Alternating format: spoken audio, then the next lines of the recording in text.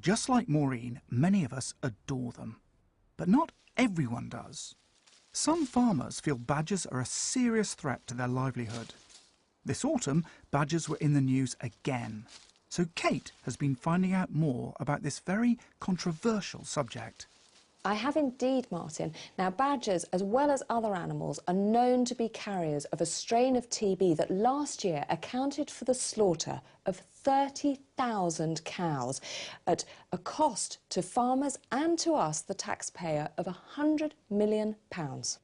And bovine TB does seem to be spreading out of the southwest and the southeast northeastwards through England. So this year, 2010, the government tabled a proposal to conduct a cull, a widespread cull in England next year, 2011. Big question is, would a cull actually work? We can go some way to answering that question thanks to a large-scale scientific experiment known as the randomised Badger Culling trials carried out between 1998 and 2005. 10 areas were selected for the trials, and within each area were 3 plots, each of 100 square kilometres. In one plot, all the badgers that could be caught were killed, leading to about a 70% decrease in badger numbers. In the second plot, badgers were only killed on and around farms where TB was actually recorded, and in the third, control plot, no badgers were killed. Dr. Rosie Woodruff was the principal badger ecologist involved in those trials. So of those 3 trial areas, presumably the one where you did no culling at all, the situation didn't change? That's right. In the 10 no culling areas, TB incidence in cattle continue to rise, just as it has been doing nationally.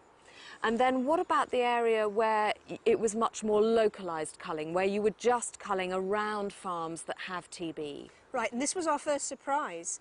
To our amazement, after a few years of doing this, we found out that TB in cattle was going up rather than down. How can that possibly be the case? Badgers, when they're not disturbed, live in family groups, and each family group defends a territory. Now, when you cull badgers, you disturb that, you disrupt that. The territorial system breaks down, and suddenly these badgers are able to travel much further. They're interacting and mixing with other badgers more. There's more transmission among the badgers, so the proportion of infected badgers goes up, and each badger is ranging more widely, so it's also meeting more herds of cattle. And we think that that's why this localised culling of badgers, which seemed like a sort of middle ground, solution, exactly, actually made things worse rather than better. So what about the areas where the badgers were reduced by 70%? What we found was inside the culling area, we suppressed the badger numbers substantially, and that did reduce cattle TB inside the culling area. But on the adjoining lands, it was a lot like where there had been localised culling, we actually saw TB rise.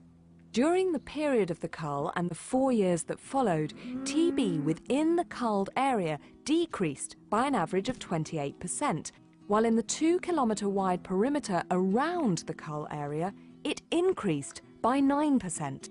So what the trials have shown is that localised culling of badgers will actually make TB worse.